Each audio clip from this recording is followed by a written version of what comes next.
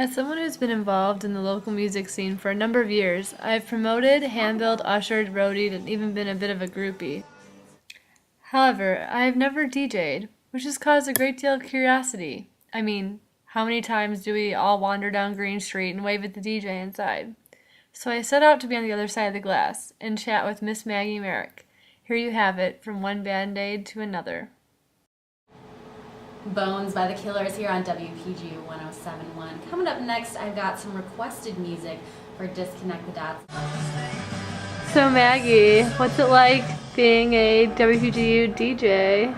Well, I guess it's kind of a lot of responsibility. You've got to come here on my own and make sure that the radio station doesn't crash, which is always, I guess always kind of a concern, not that it really ever has completely crashed.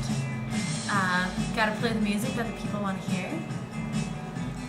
Is this just another aspect of your lifelong love affair with music, or?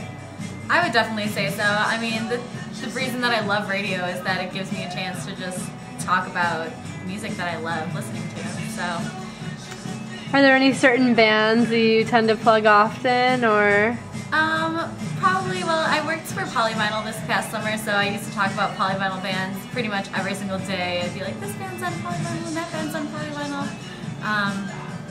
But, I don't know, of course I'll always play some of my favorites in there. Is there any other, music groups you've been a part of on campus, or?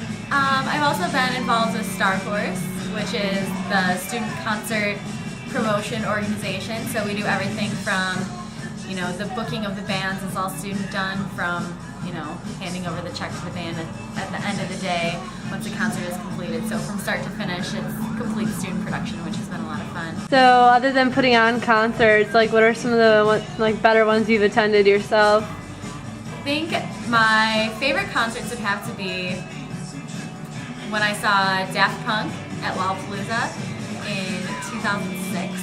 That was definitely one of the craziest and best concerts I've ever been to in my life. We were well back past the sound stage in the crowd, so pretty far back from the stage, and literally not a single person was standing around us. I'm assuming, since the studio is right here on Green Street, you've seen some kind of crazy things while DJing. Anything in particular that really shocked you or was memorable? Well, one of my favorite things that I ever saw, I think this might be the best. One time, actually, Cold Stone Ice Cream is right across the street from WPGU, and Green Street, as most of you probably know, is a pretty busy street. I saw a woman pull her car into the median on Green Street, stop the car, she had her flashers on, she ran into Cold Stone, bought an ice cream cake while her car is sitting in the median with her flashers on, comes back out, takes her time, strolls back out, puts the ice cream cake in the back seat of the car, gets in the front seat of the car, and drives off.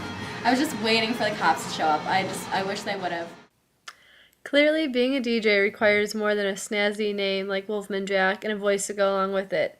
It's not just playing your favorite song or creating an awesome playlist, but sharing a passion for music on a much larger scale. Be sure to stay tuned for some Wilco, some Dinosaur Jr., some Wolf Parade, and more.